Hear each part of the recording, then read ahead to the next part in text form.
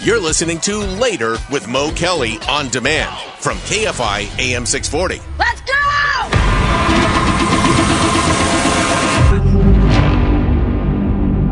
There's no such thing as a moral war. There's survival and there's surrender. How did we get to where we are today? Hey! No. Nobody's innocent. Nobody. I am supposed to look at people I love in the eye, take their freedom, maybe even their lives. Do you love your country? You okay? I'm fine.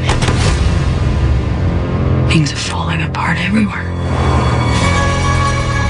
Do you love your country? How messy is this gonna be? It's not gonna be clean. Let's go! You can't trust any of them. Exposure is beyond containment. I got him. I'm gonna ask you again if you're okay. I'm running out of life. Reload! What happens when you're outnumbered 100 to 1? Do you love your country? I am serving my country right now. Your country needs more. KFI, Later with Mo Kelly. We're live everywhere. The iHeartRadio app.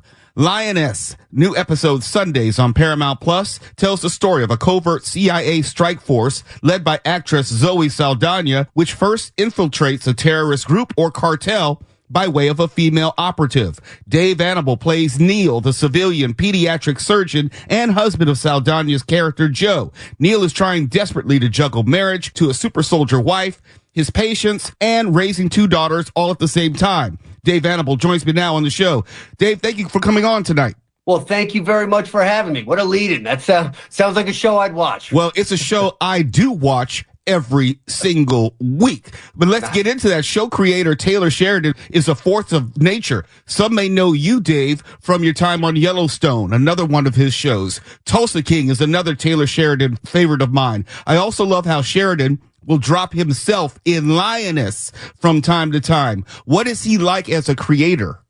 Oh, man, just the best. He really is just a leader. And, I think all of us and, you get the Nicole Kidman, the Morgan Freeman, the Zoe Saldana, they're attracted to scripts, to dialogue, right? They're going to sign up for the best. And right now, I think Taylor is the top of his game. And he's the best in the business right now. And he's got this incredible ability to write human relationships, dialogue that about current events that people care about. And the CIA, that, it's a set piece, but it's still relationships. It's still, these characters interacting, and he's incredible. So, and then, then he walks on set and he's jacked. He's like the strongest human being I've ever seen. And he's so good, and he cares. And he wrote every episode of Lioness, and he directed the first two, and then he's starring in it. I'm like, bro, when do you sleep? Like, what's happening? He's so good. You mentioned that powerful all-star cast, which includes Zoe Saldana, of course, Nicole Kidman, Morgan Freeman. But talk to me about these complex characters and this constant tension. And that's going to be a theme throughout this conversation, this constant tension through the music and dialogue that Sheridan's able to maintain. He's so good at that. He's so good at creating the tension. And, the first script he sold was Sicario. And in this season, too, it feels like Sicario's got, it feels very Sicario-like with the Mexican cartels and that tension. And, I think like I said, he's the best in the business right now. And the music's insane. As Neil, obviously I'm a part of the family stuff, right? So I work with Zoe and the two kids who are great. But, that's it. So when I'm home on Sunday nights, sitting with my wife on the couch and we got our popcorn, we're watching the show, I'm blown away about everyone's performances, about, obviously the scripts and the production value. It's a movie a week, basically. And, I'm a fan. It's really fun to watch. I got to say, you kind of took my next question because I wanted to comment how this golden era of streaming has allowed us to have these shows, which are movie quality, which have movie freeness as far as language, even partial nudity, violence, and that you're just not going to get on broadcast television. How have actors adjusted to having this expanded landscape of places where you can have these different types of shows?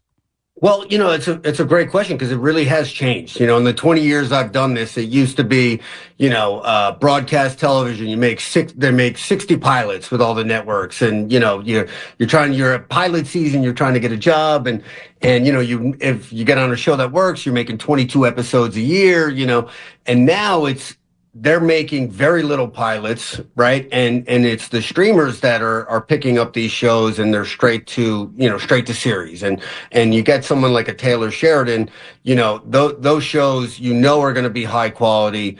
The budget's insane. And, you get to play these 8 episodes, 3-4 months of the year, and get to go be a part of something that feels like a monster movie. He likes to say this is like an 8-hour movie. And it feels like it. When you're watching it, it certainly has that production value. If it's an 8-hour movie, let me go to season 1, the first 8-hour movie. In season 1, I was really pulled in by an episode in which you had to inform a family that their young child had brain cancer and probably only had 6 months to live. And how in season 2, another one of your patients will die, but on the table during surgery. After which you also had to inform the family. Lioness, once again, is fantastic at this constant tension. But my question is, how do you personally approach these emotionally weighty scenes?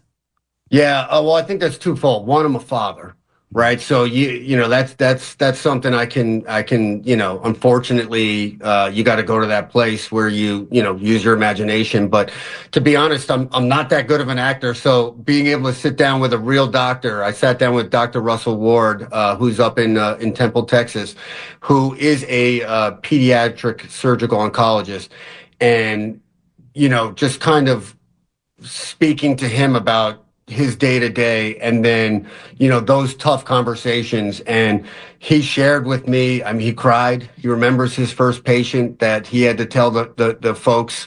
And my hat goes off to all these sort of medical professionals that are in this business that have to deliver this news. And I think more importantly, with the show is how do you feel when you get home, right? How does that affect you when you get home and you have to be with your daughters and then look your wife in the eye and then she's in the CIA and she can't really talk about her day and you don't want to talk about your day, and like where does that, where do you connect and where does that lead?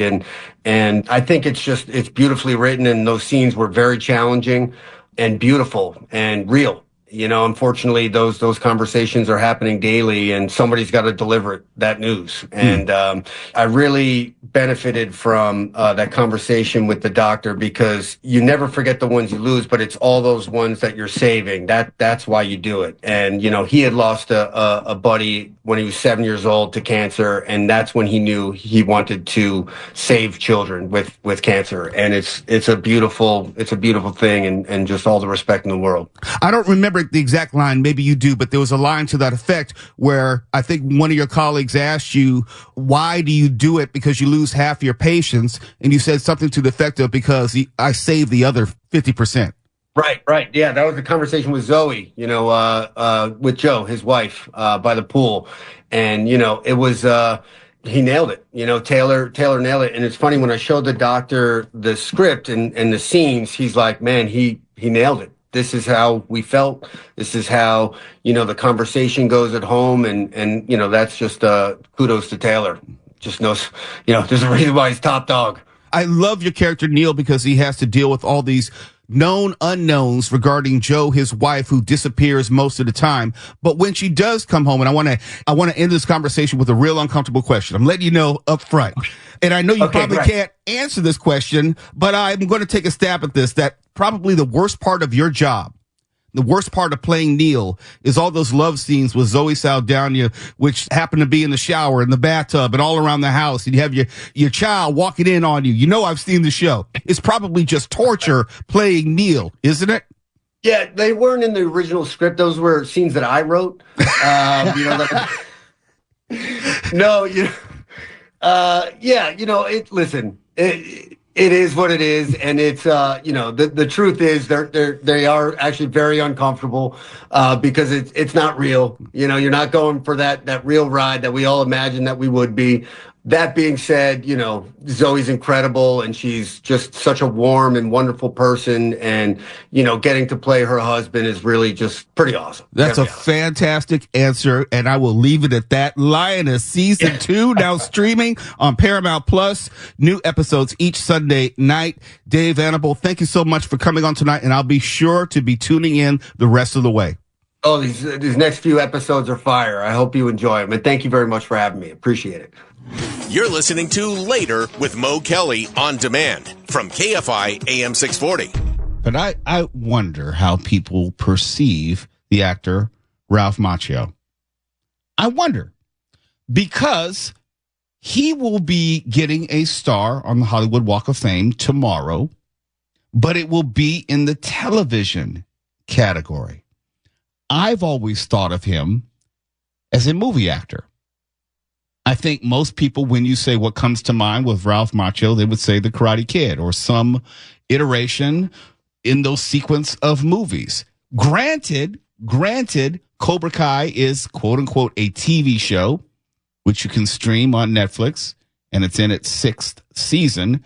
But I would not think of Ralph Macchio as a television actor. Yes, he's done more other, I should say, television shows such as Ugly Betty and The Deuce. But if you're going to tell me about Ralph Macchio, you're going to talk about his movies, most likely, right? The Karate Kid, Crossroads, My Cousin Vinny. I'm thinking about movies, not TV shows. My Cousin Vinny, that's one of my favorites. Two Utes.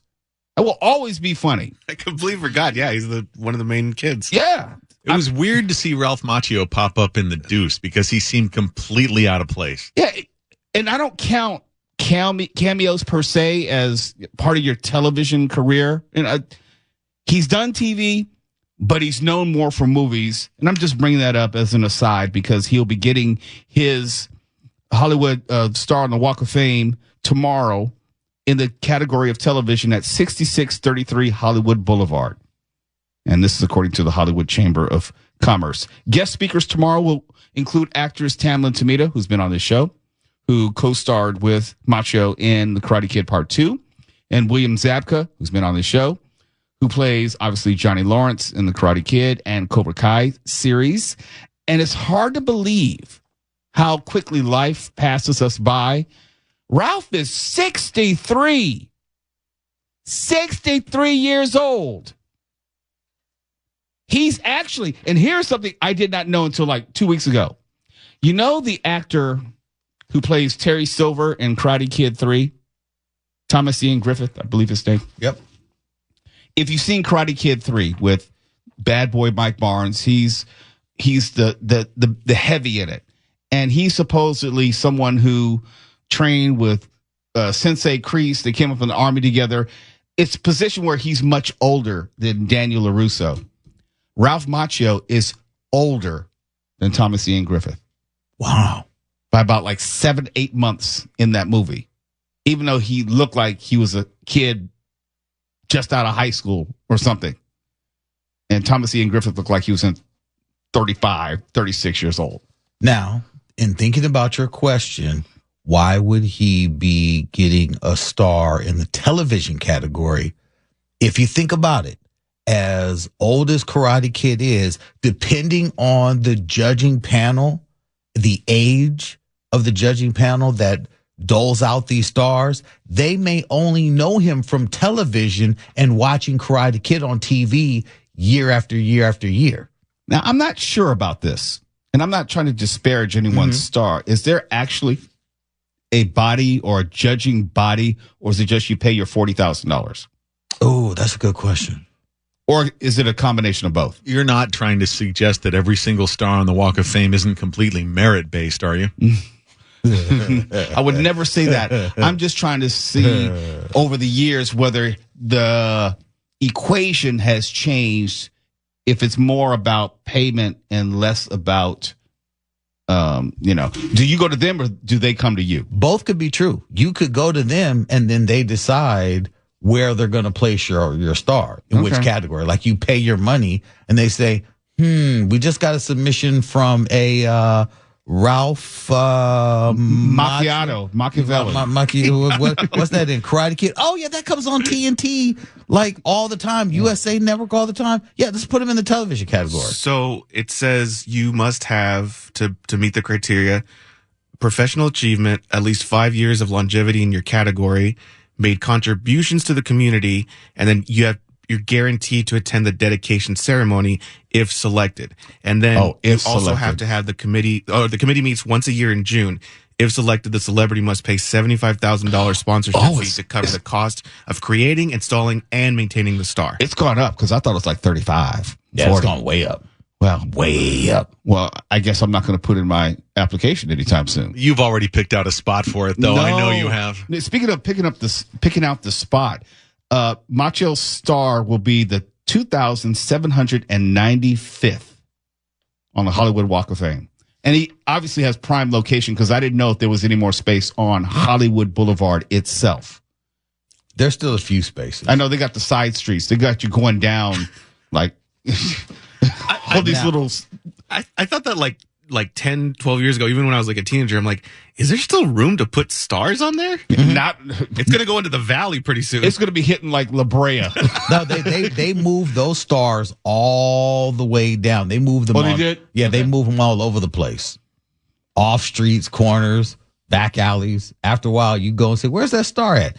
It's been moved. Especially if you're not keeping up with your, air quotes here, donations. With your, is it like one lump sum or you have to like pay it out over years and time? Can you amortize it? It just looks like it's just the one-time fee.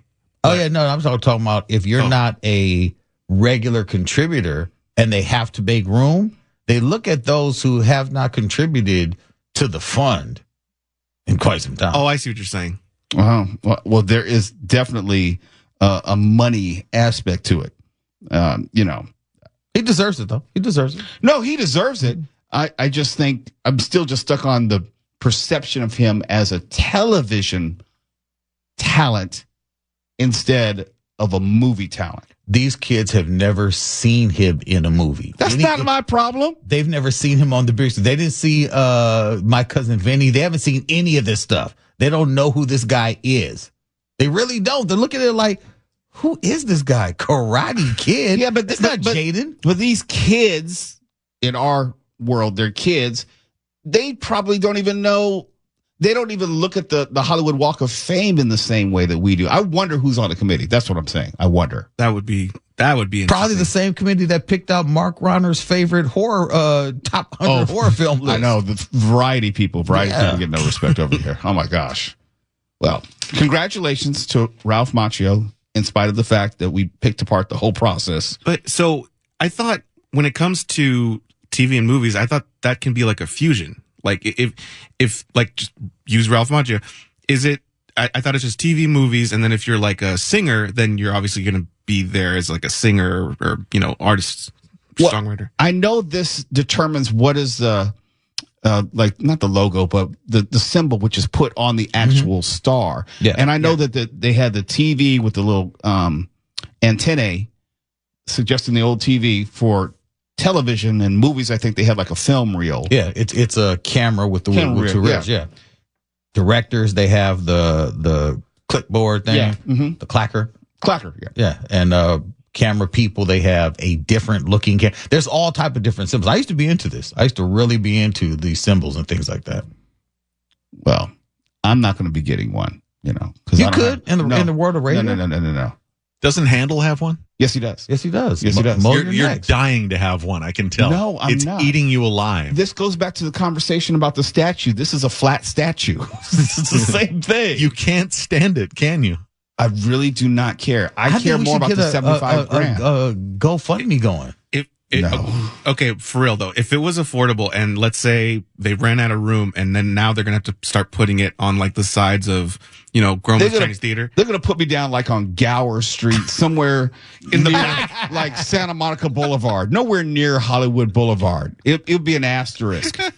It's not even in Hollywood, on the other side of First Street in Gower in L.A. Now, I'm okay with dying without a star on the Hollywood Walk of Fame. I really am. As far as how Mark Ronald likes to portray me, my ego's not wired that way. You're going to go to sleep thinking about it tonight. Probably not. Probably not. There are too many other things. As far as my ego's concerned, I would rather do more stuff within the world of radio. I don't need a placard. I don't need a statue. I don't need any of that stuff. I'd rather do better stuff here, not have something to remember me by. Handle has one and you don't. Handle has a lot of things that I don't. I don't know what that means. You can take it any way you want. How are you going to do all that laughing and not give me the rim shot? No. How is it you're going to thank you? I mean, you can't fall out laughing in your chair with your mic on and not give me a rim shot. Because I went to catch my breath. That was good. Thank you very much. See, that's what I want to be remembered for. Good luck with that. Oh, but seriously, did you see Handel on his Instagram? He posted his home studio. Oh, yeah. No. Yes, he did. He posted, this is what it looks like after I'm done.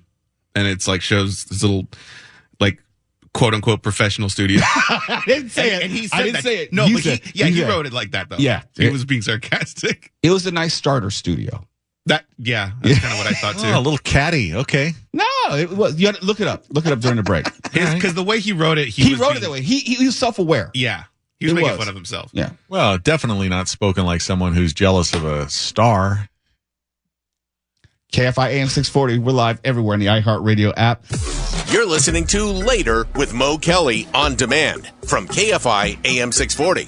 And Diddy, for all of his musical brilliance and savvy that he's demonstrated for many, many years, he is self-destructing in prison, it seems. There was a lot of discussion about whether Diddy should have been granted some sort of bail. He tried to put up his house and multiple properties, totaling $50 million, and that was not sufficient. They said, no, remand, you're going to stay in prison. And his supporters were saying, like, no, that's so unfair. It's so unfair. He should be granted bail. Well, part of the reason, if you actually know what was alleged in the initial indictment, was that Diddy was allegedly threatening witnesses, would-be witnesses, people who've come forward against him, and he was a danger not only to flee, but a danger to take the jury pool and also try to tamper with witnesses. That was part of the reason, actually one of the predominant reasons, why he was remanded. He was not given any type of bail. Then he's in jail and proves the prosecution right. Evidence found in Diddy's jail cell suggests that he is tried and as on multiple occasions to influence witnesses in his New York sex trafficking and racketeering case and is trying to blackmail others. There will be more charges coming out of this.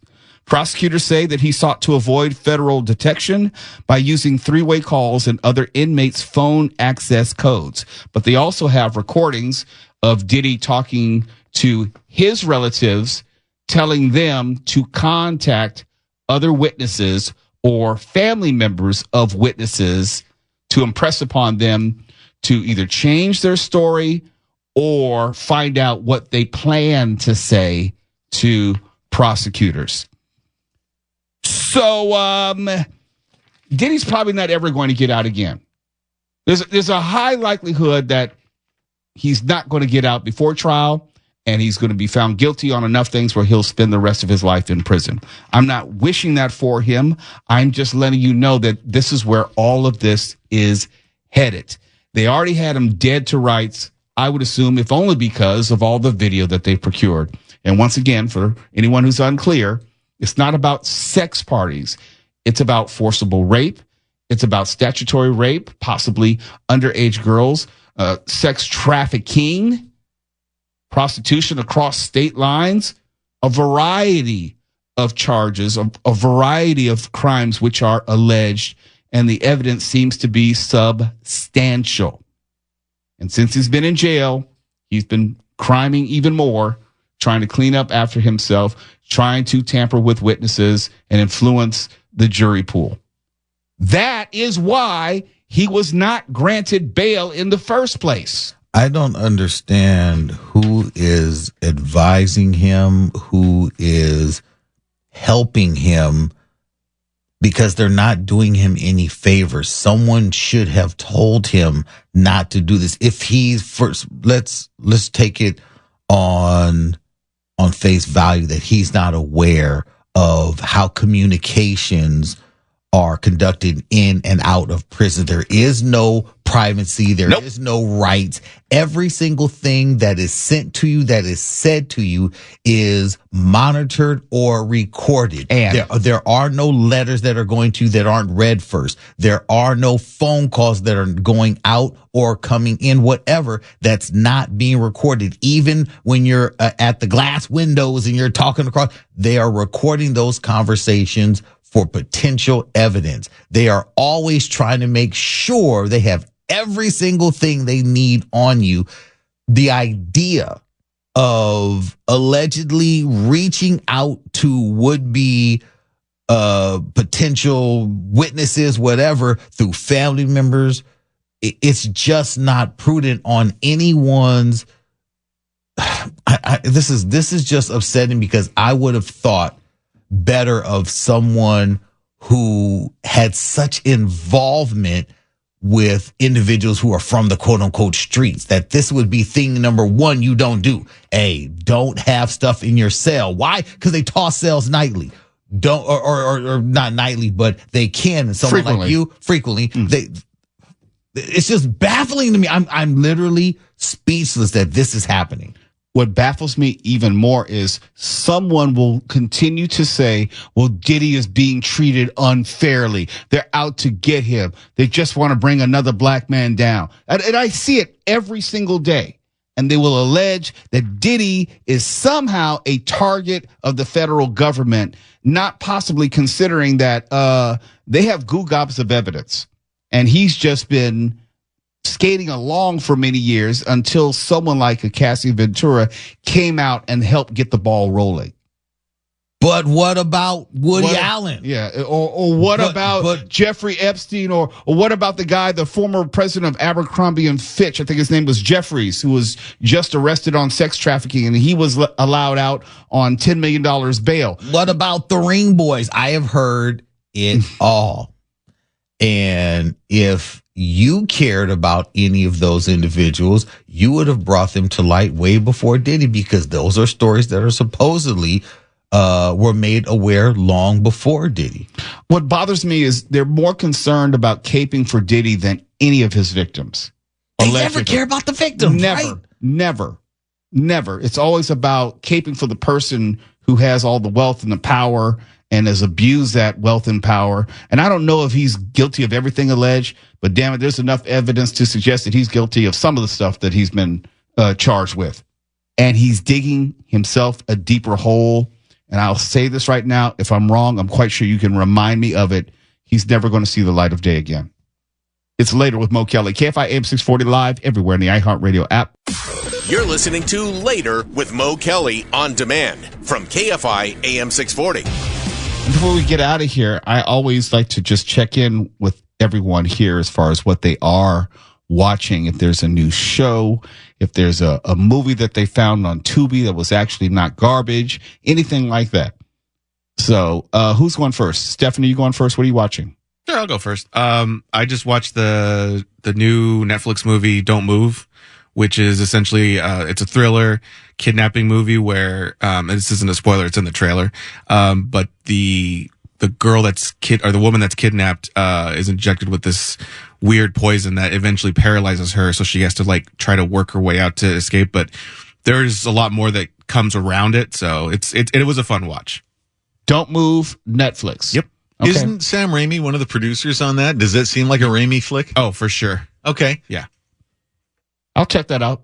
Mark, anything you're checking out or starting? I am getting caught up on season 3 of From.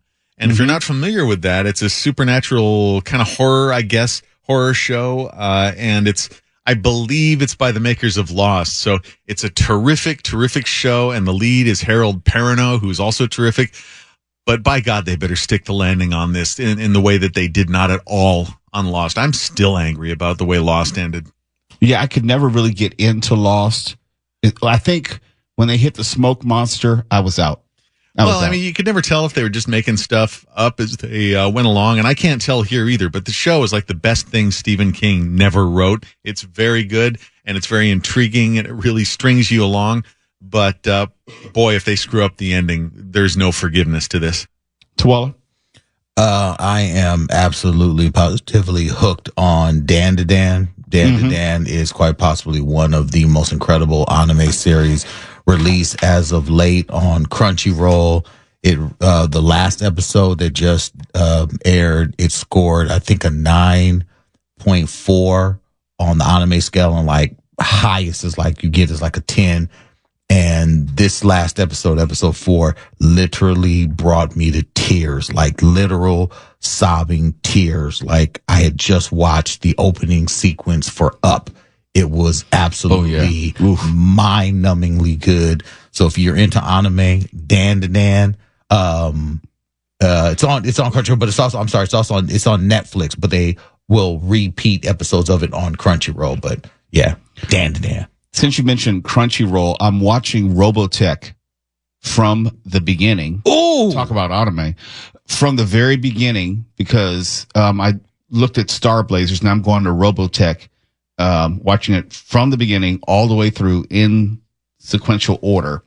And I'm also I'm going to check out this new show. It's another Taylor Sheridan show, as a matter of fact, on Paramount Plus. It's like all the shows. Tulsa King is his, Lioness is his, and this new show called Landman, which stars Billy Bob Thornton, Demi Moore, Ali Larder, Andy Garcia. It's got a hell of a cast, and talking about the oil rigs, and it's kind of like Dynasty and Dallas, but much more edgy. If you know anything about Taylor Sheridan, all of it has a lot of cussing and nudity and all that kind of stuff I like in TV. So yeah, you be the guinea pig on that, because I was kind of curious about it, but not enough to stick a toe in the water. Okay, I will check it out. I think the first 2 episodes are out. I'll check that out tonight and have a report before Friday. Nice. Like we've given you an assignment. I like this. Yeah. It reminds me, hey, I gotta watch it. I have to, make sure I take it in. And I also have another episode of Lioness, which is available for me to watch, that I'll watch tonight.